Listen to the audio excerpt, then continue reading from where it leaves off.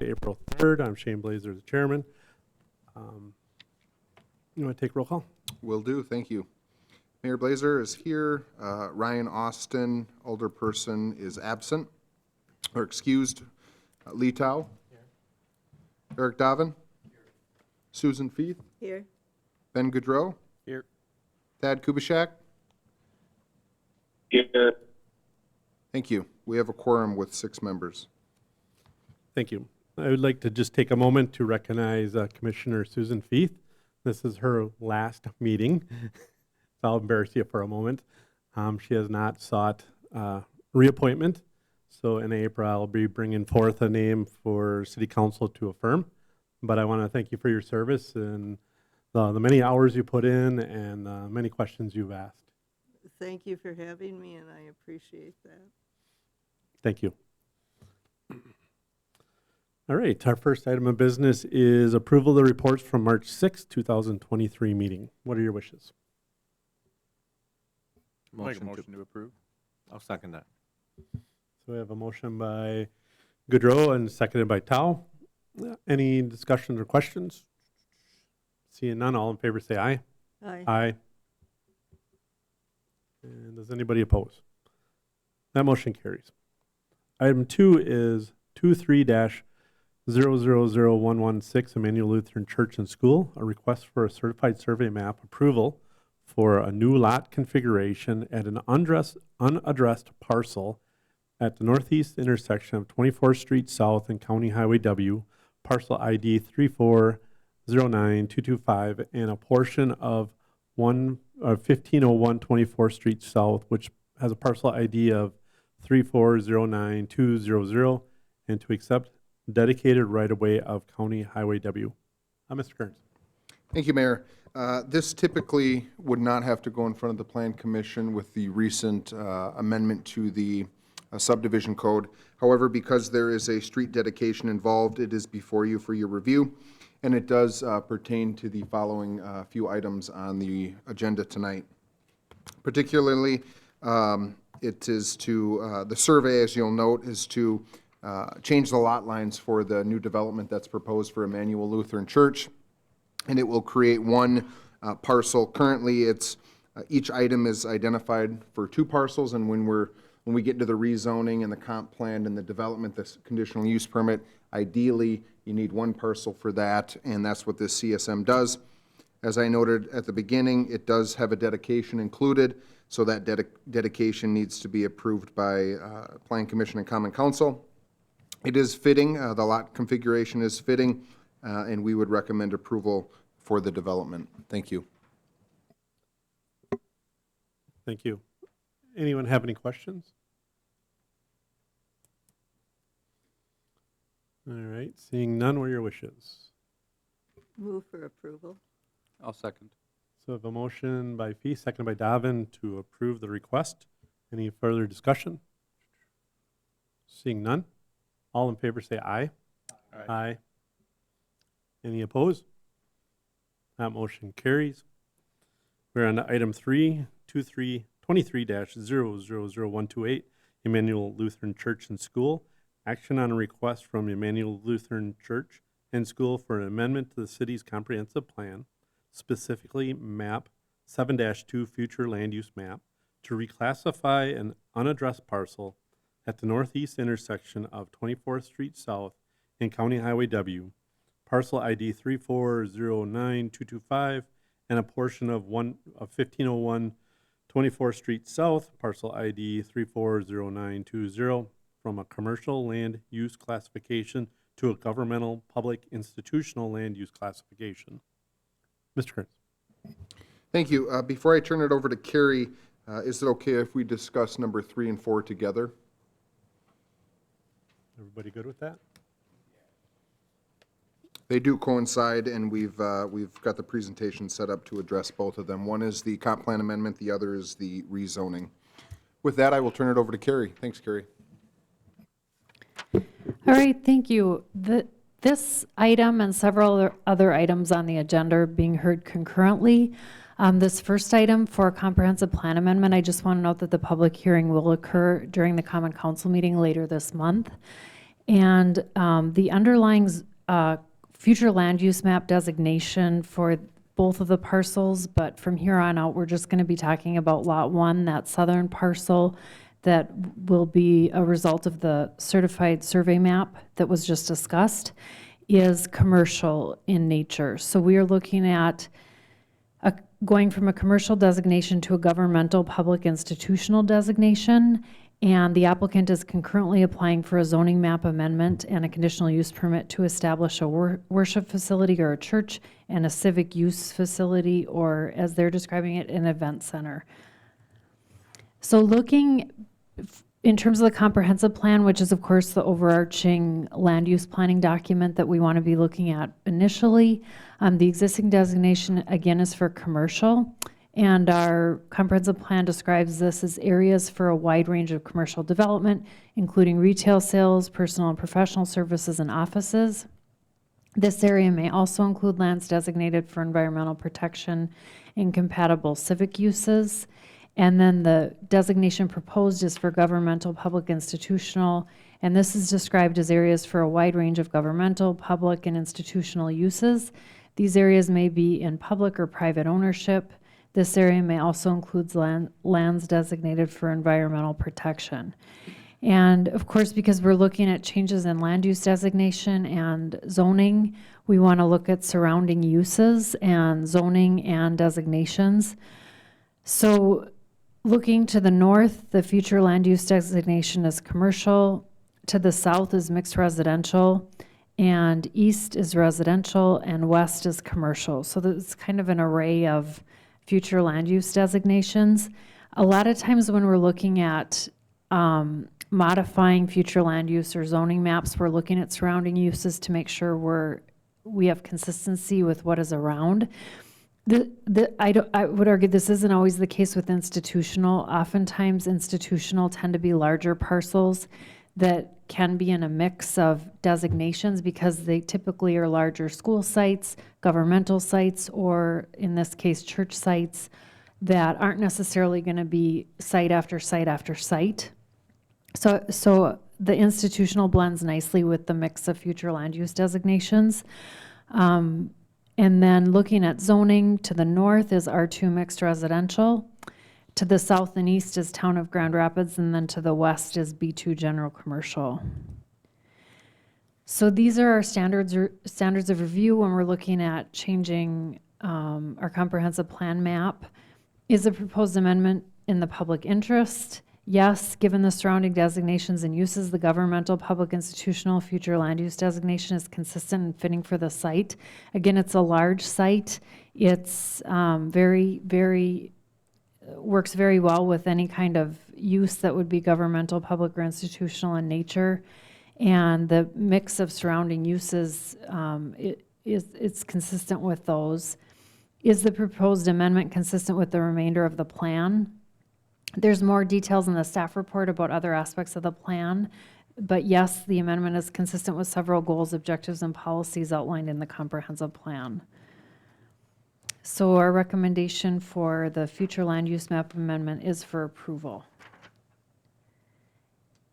And then considering these items together, looking at item 4 is also a request by Emmanuel Lutheran Church and School, and this is the public hearing for that item.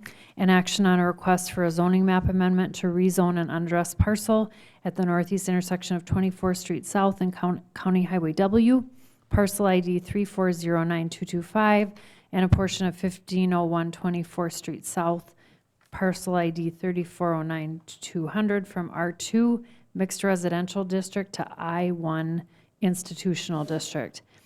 And this is the zoning map, a portion of the zoning map, the photo on this slide. And you can see the larger institutional parcel that's not far from this parcel. But again, there's a mix of commercial, residential, and institutional kind of in the immediate vicinity.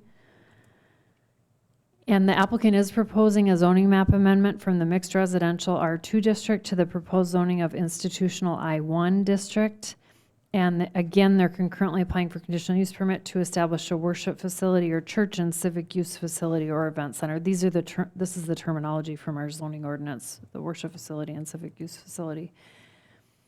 So these are standards of review for a zoning map amendment.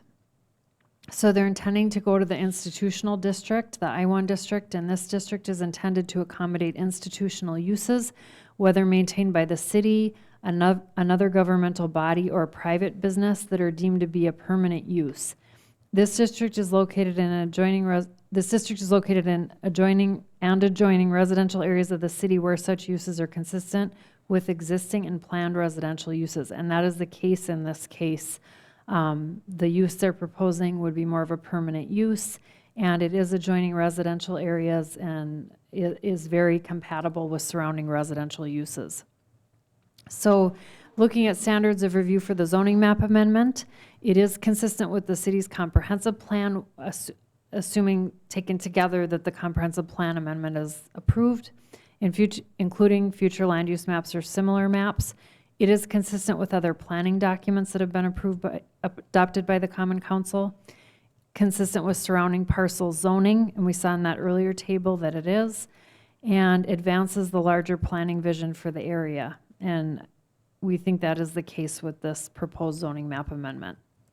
So our recommendation is for approval for both the future land use map change, the comprehensive plan amendment, and for the zoning map amendment. And I'll turn it back over to Mayor Blazer. Thank you.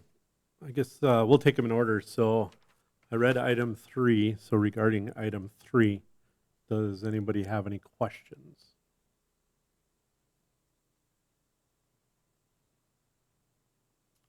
If not, what are your wishes for item 3?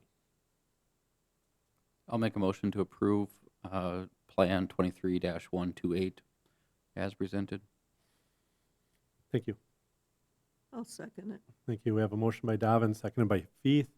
Is there any further questions or comments? Okay, seeing none, all in favor say aye. Aye. Is there any opposed? That motion carries. We're on to item 3, which I will read, 4, 23-00128, Emmanuel Lutheran Church and School, public hearing and action on a request for a zoning map amendment to rezone an unaddressed parcel at the northeast intersection of 24th Street South and County Highway W and parcel ID 3409225 and a portion of 1501 24th Street South, parcel ID 3409200 from R2 mixed residential to I1 institutional district. So let's open a public hearing at 4:13 p.m. and I'll call 3 times for and against. So I guess for the first time, calling for anybody wishing to speak in favor of the project. For a second time, does anybody wish to speak in favor of the project? And for a third and final time, does anybody wish to speak in favor of the project? Okay, and then I'll open it up to anybody that wishes to speak against the project. And for a second time, does anybody wish to speak against the project? And for a third time, and I guess I shouldn't say project, it's the rezoning or the zoning map amendment to rezone. And I guess for the third time, does anyone wish to speak against the rezoning? Okay, seeing none, I'll close the public hearing at 4:14 p.m. Is there any, what are your wishes? Any questions?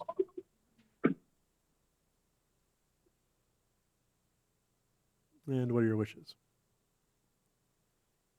I can make a motion to approve the request to rezone, request for zoning map amendment to rezone the unaddressed parcel to I-1 institutional district. I'll second it. So a motion by Blazer, seconded by Feith. Any further discussion? Seeing none, all in favor say aye. Aye. And does anybody oppose? That motion carries. And item 5 is 23-00127, Emmanuel Lutheran Church and School, public hearing and action on request for a conditional use permit to establish a worship center and a civic use facility at the northeast intersection of 24th Street South and County Highway W, parcel ID 3409225, and a portion of 1501 24th Street South, parcel ID 3409200, from an R2 mixed residential district to an I1 institutional district. So we can open a public hearing at 4:15 p.m. I'll call 3 times. So for a first time, does anybody wish to speak in favor of the conditional use permit? And for a second time, does anyone wish to speak in favor of the conditional use permit? And for a third and final time, does anybody wish to speak in favor of the conditional use permit? Okay, and I guess for the first time, does anybody wish to speak against issuing or the approval of the conditional use permit? And for a second time, does anybody wish to speak against? And for a third and final time, does anybody wish to speak against? Okay, seeing none, we can close the public hearing at 4:16 p.m. With that, what are your wishes? Or any questions?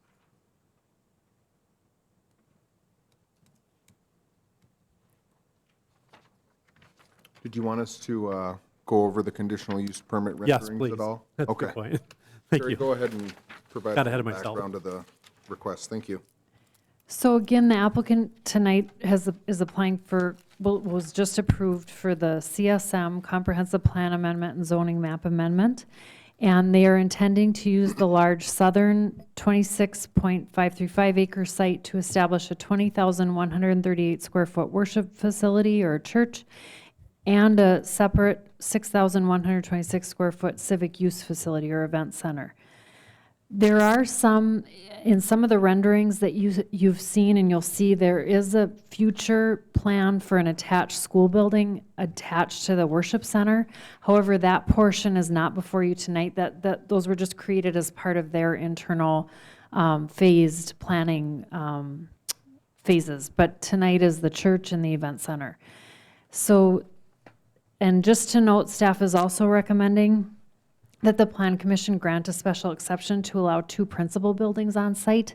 There is a provision in the zoning ordinance for, I think the wording is business or commercial buildings, but we think it's the intent of this section of the code to include something that would be consistent with this proposal, particularly with such a large institutional site. So here are some site photos. The one on the left is looking south, the one on the right is looking north from the Home Depot access point that's adjacent to the site. So first, looking at standards of review for the conditional use permit. The size of the parcel is adequate. There is sufficient space to accommodate all the uses on site. There are no uses on site, it's vacant right now, and we think the 2 uses are complementary and compatible. The proposed circulation pattern provides adequate space for vehicle queuing once vehicles have entered the site and sufficient spacing between the 2 uses. There are also sufficient pedestrian facilities proposed. The size, scale, and orientation of the site provides suitable space for a multi-use institutional project. It's more than sufficient to accommodate the size of these 2 buildings. There's a substantial amount of permeable surface that will remain. They're also proposing to retain many of the existing trees, which is nice to see because it's a heavily wooded lot. And we'll get into that a little bit more with the site planning. Operational considerations will be consistent with those of surrounding properties. They'll be complementary to both the commercial properties that are adjacent and the residential. And there's no limitations that we can see on surrounding development. So looking more so now at the site planning, both uses are conditionally permitted and the future planning also, but and dimensional standards are met. The 2 points of access from 24th Street South will provide sufficient access. The 225 parking spaces and 1480 accessible parking spaces fulfill the parking requirement.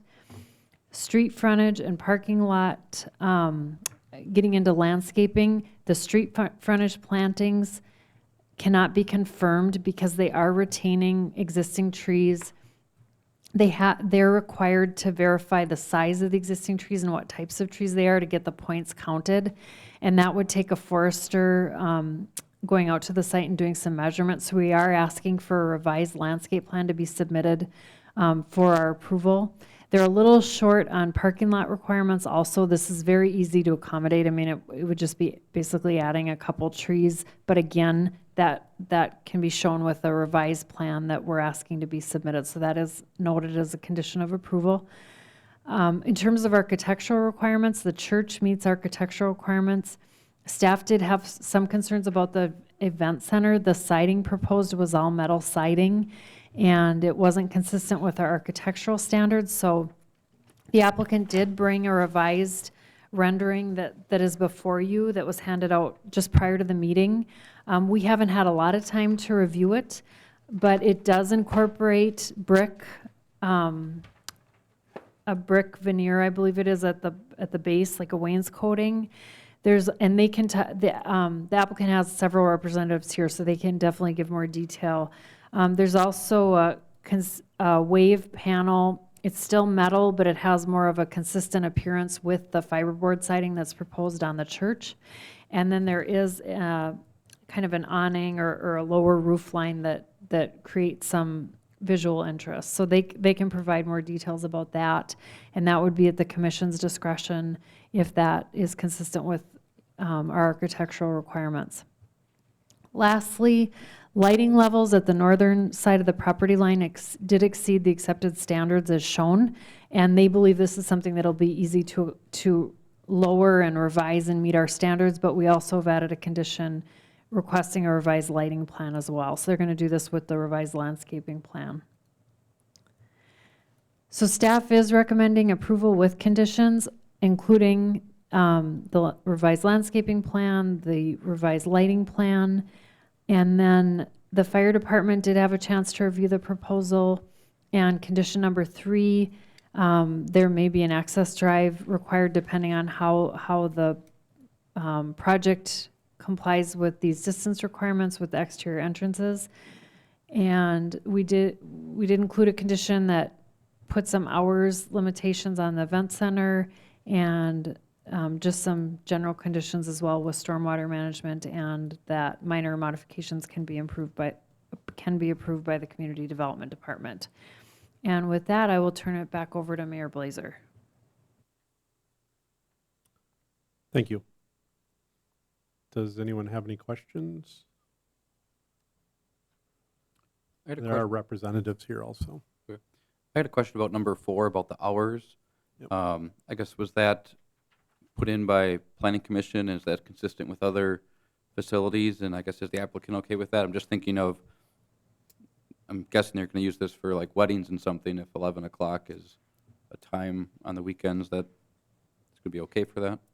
So the reference for this was somewhat with our noise ordinance and the hours that are looking at residential and just thinking of being consistent with residential.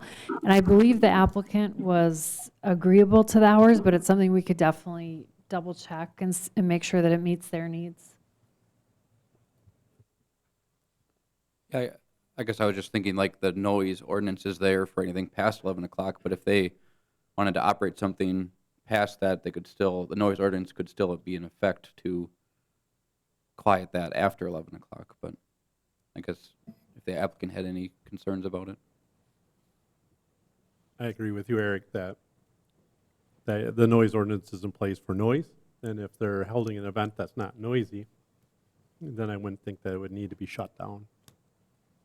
I don't know if you, Jonathan, if you had any thoughts or concerns, or hence that's why we have the noise ordinance.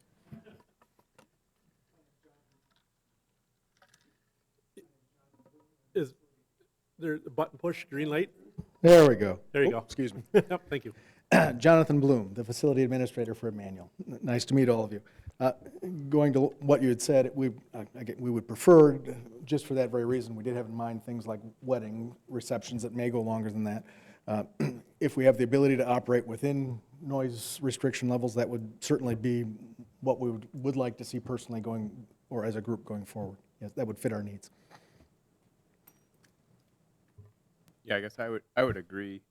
Why create more restriction here when we already have something that we're adhering to with the noise ordinance? So why create another barrier for their operations? I agree. Susan? So I have a question with regard to number 3 as to whether or not the building will be sprinklered.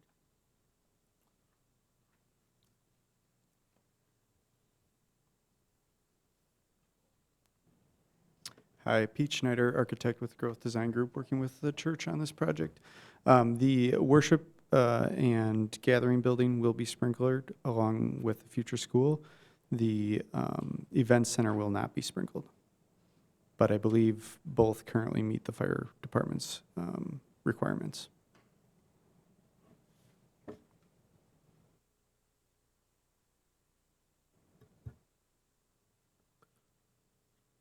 So I guess does condition 3 is outside the plan, or is that something additionally that's needed to be added, Kyle, or the existing diagram that's provided satisfies that?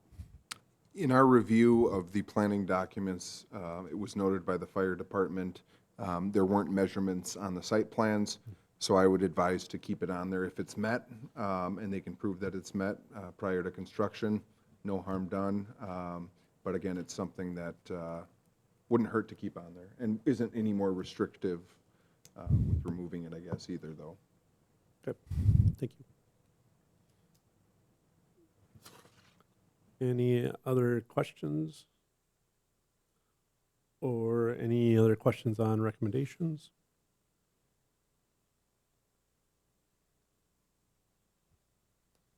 What are your wishes?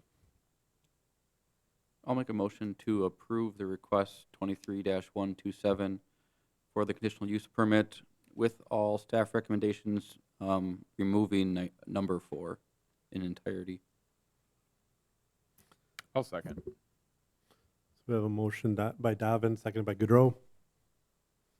Any further discussion or questions?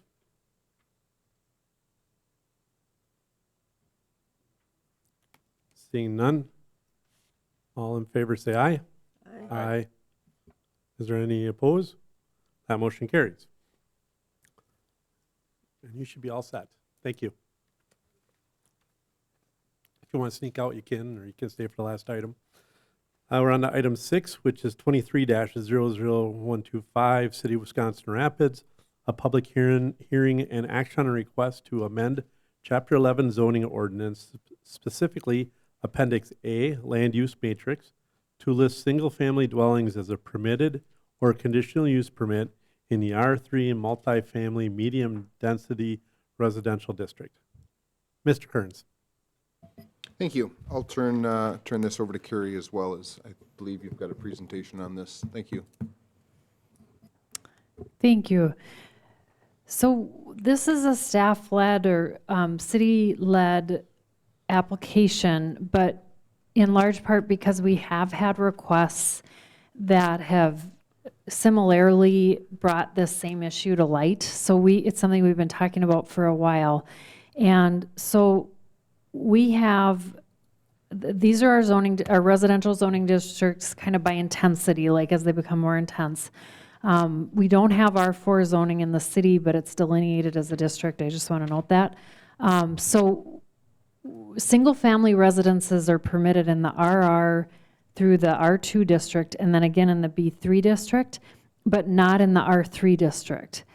And we do have single-family dwelling definition. I mean, you all probably are pretty familiar with this, but so a building containing one dwelling unit that is situated on one lot and is not attached to any other dwelling unit by any means.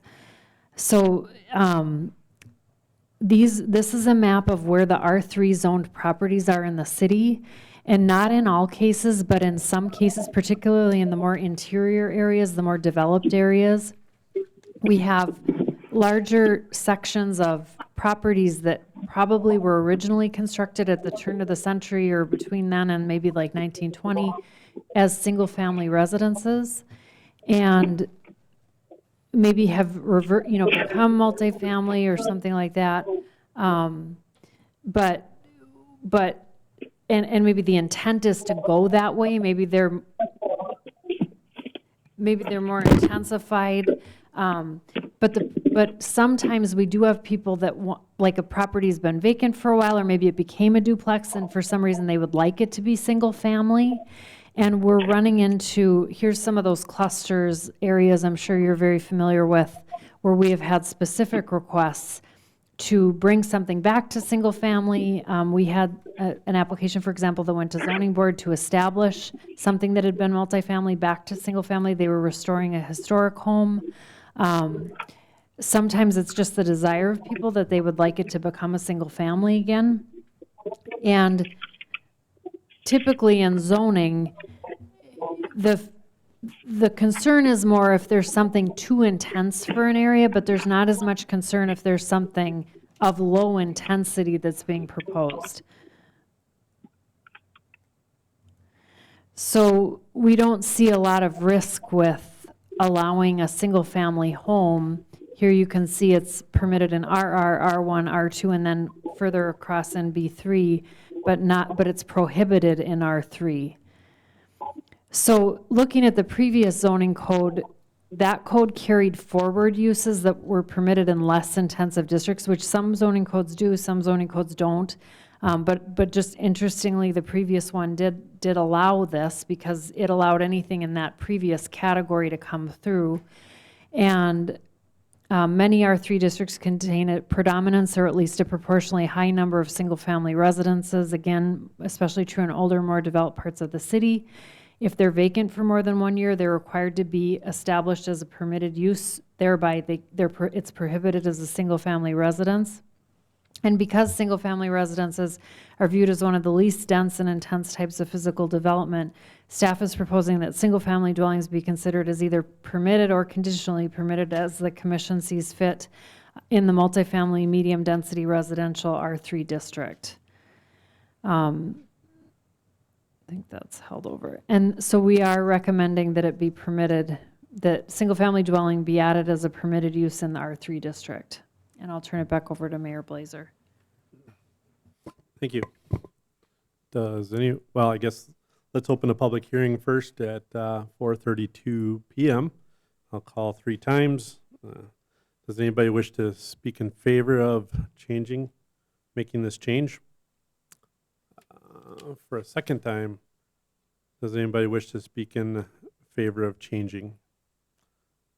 And for a third time, does anybody wish to speak in favor of changing the zoning ordinance, specifically Appendix A land use matrix, to list single-family dwelling as a permitted or conditional use in R3 and multifamily medium-density residential districts? And for a first time, does anybody wish to speak against this requested change? For a second time, does anybody wish to speak against? And for a third and final time, does anybody wish to speak against? Seeing nobody wishes to speak, we'll close the meeting the public hearing at 4:33 p.m. And with that, does anyone have any questions for Kyle or Carrie? I have a question. Maybe it's just a summarization. So lay out a scenario. You have a multifamily in a multifamily district, and the occupant or resident wants to turn it to single family. Other than the infrastructure change on the interior, are there anything exterior that they have to modify, as in parking stalls and spaces, or would that already have occurred since they had a multifamily and now it fulfills the single family? Does that make sense? So it all depends on the existing character of the site. Okay. A lot of our multifamily is non-conforming, meaning that it may not meet building code requirements for separation, and it may not meet parking and other, multifamily requirements. And that's just because of the nature of the way these older single-family homes developed, and at some point were maybe converted to rooming houses. I think we're missing an opportunity when these vacant homes, and we've had a few of them come up, they're coming forward to restore them to their kind of original character, as Carrie mentioned, the single-family nature. but they're not able to. And many of them, I would say about half of our R3 zone properties are within infill or dense areas of the city. So at a minimum, I think a conditional use permit is a good fit, perhaps permitted as we're recommending as well. But I think we would just miss out on those opportunities if we don't address this. Thanks. I guess for me, I'd be in favor of allowing them without a conditional use because they are restoring them back to an original. So I don't think they're downgrading the property at all. So I guess that's my personal opinion. I guess I understand those situations. Could there be other situations where someone's taking a fourplex apartment and making it into a single family? I guess just having the conditional just to check the, make sure, I guess. But I guess could that be an option? Like someone could take a big apartment complex and make it into their one house?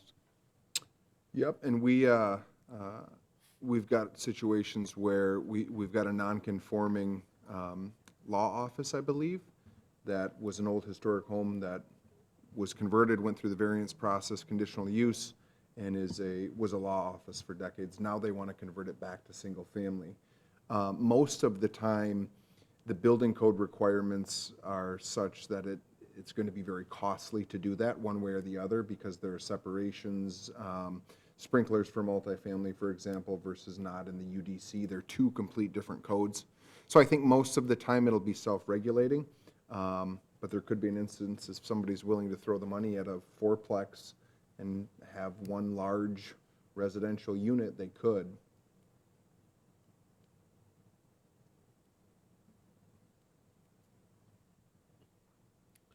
What are your wishes?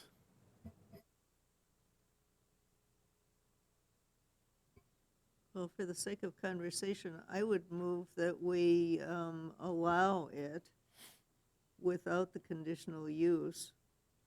And I can't think of any exceptions that would require the governance of putting conditional use on it. Yeah, I'll agree, especially to the point that Kyle made that so many of these are non-conforming as it is, and I don't think that's creating an erosion of it, but we're enhancing the ability for somebody to restore a multifamily into a single family of a house that most likely was built with the intention of being a single family in this town and at some point became a multifamily. So I'll second Susan's motion.